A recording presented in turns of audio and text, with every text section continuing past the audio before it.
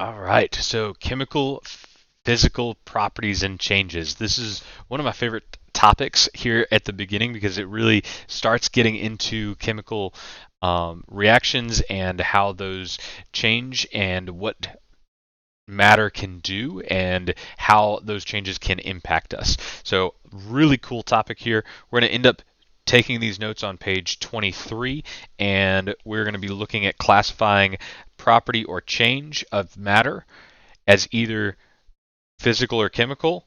We've already covered the extensive and intensive property, and then there's also going to be a little bit of being able to clarify different properties in some cases of metals.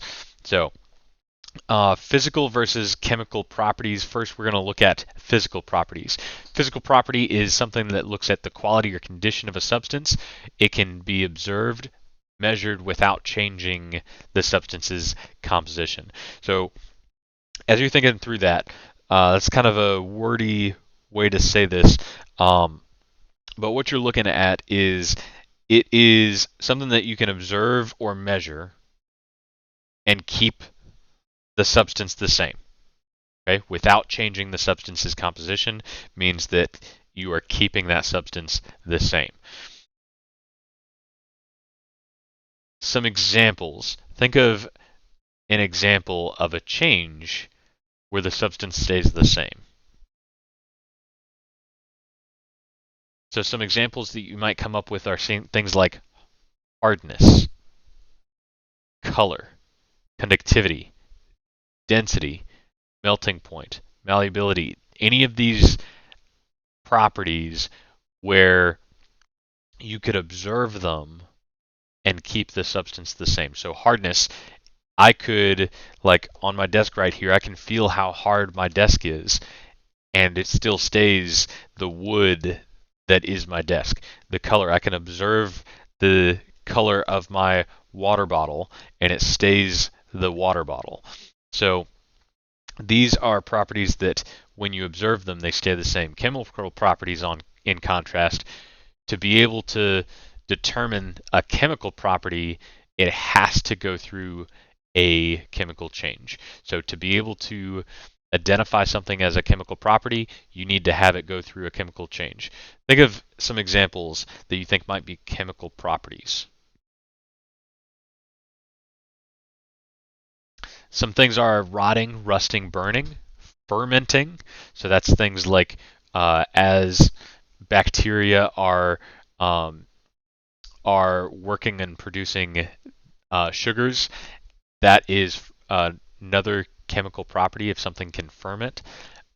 Exploding, corroding, decomposing. Again, all really, really cool things. These are chemical properties because to be able to do them, to be able to see if something will rot or rust or explode, it would go through a chemical change. The substance identity would change.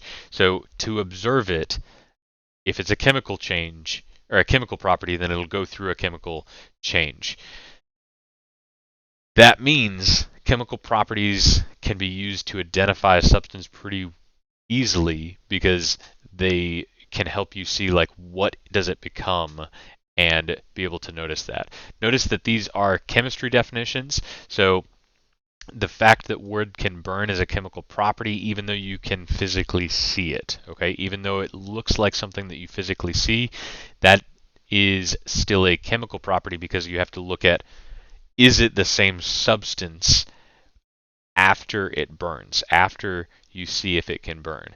So remember, physical property observed without any change in the substance, without any change in its composition. Chemical property observed by changing the composition, by changing the identity of the substance. So physical changes, during a physical change, your property is going to change the material, but the composition of the material will stay the same. And if you have ever looked at the element gallium, gallium is a metal and it'll actually melt in your hand. Its melting point is right at human body temperature, so it'll actually melt in your hand. But what's the metal still? It's still gallium. So since it's still gallium, That is a physical change. Any change in states of matter, so solid, liquid, gas, those are all physical changes. Think of some other examples then. Okay, you could think of tearing a piece of paper in half. You'd still have the same composition of that substance. You could think of taking and moving water from one cup to another. The water is still that H2O, still the same substance. So um, anytime the substance's identity stays the same, that's a physical change. Physical changes can also be classified as either reversible or irreversible. So in the situation where I said taking the water and pouring it out of my water bottle into a cup, that would be reversible because I could pour it back in. In the example of tearing my piece of paper, could I go back to where it's untorn? No. Once you've torn it, it is already in two pieces. So if you go from one state of matter to another state of matter, that is going to end up being a reversible change because you can always, if you heat up ice to melt it, then you could always cool it back down and get it back to ice. So that would always be a reversible. Cutting hair, filing fingernails, cracking an egg, those are irreversible physical changes because you can't go back to before you did them. Chemical changes, some examples.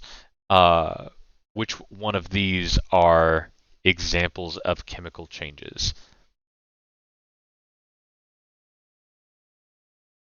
All right, welcome back. So rotting, that wood is going to become a different substance.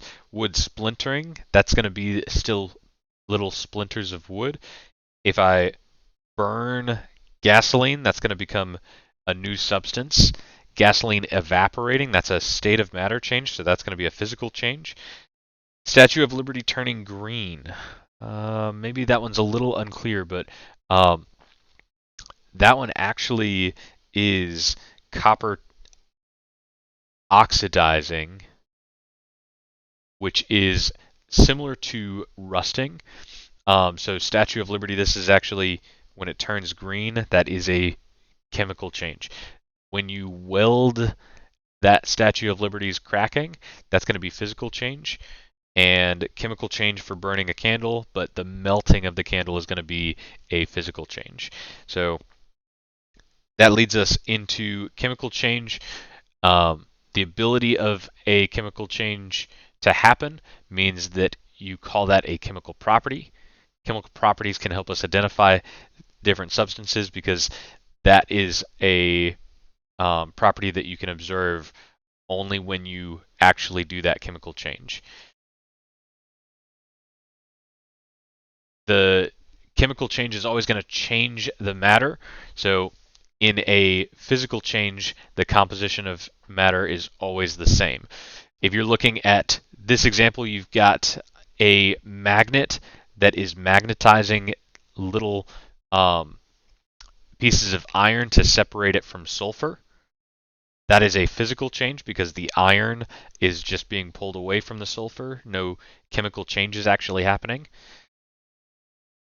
In contrast, if you mix iron and sulfur together and then you heat it, then you are going to get a new substance called iron 2 sulfide that you see right here.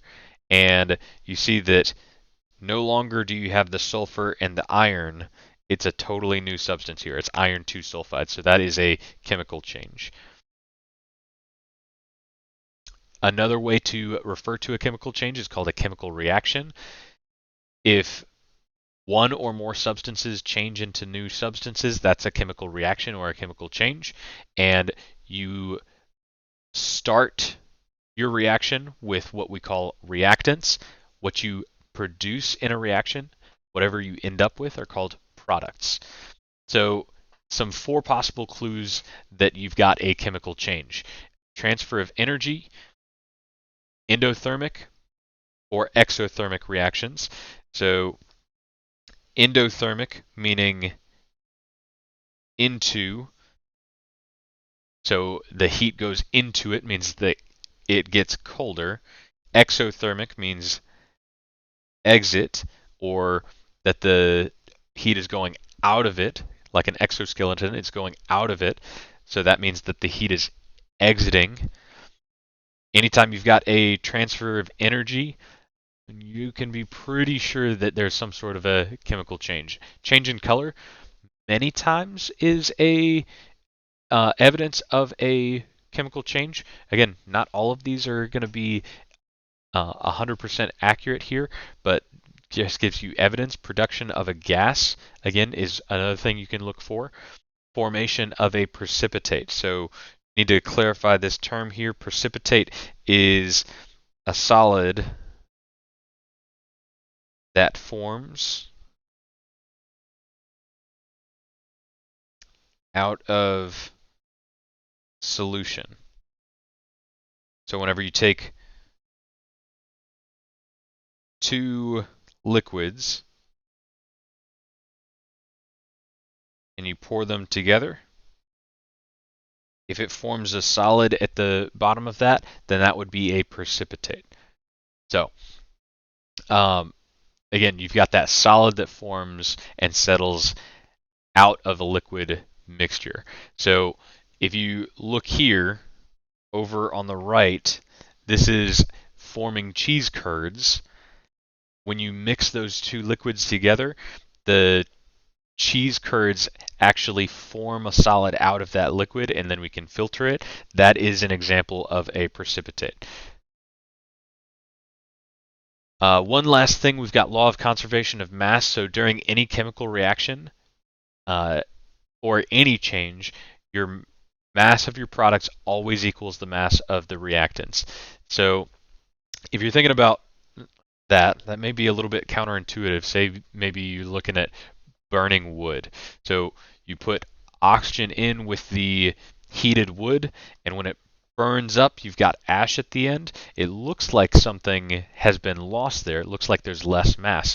But actually, if you have a closed system, if you have a closed container, like you see on these scales, when you do a chemical reaction, you end up with the same mass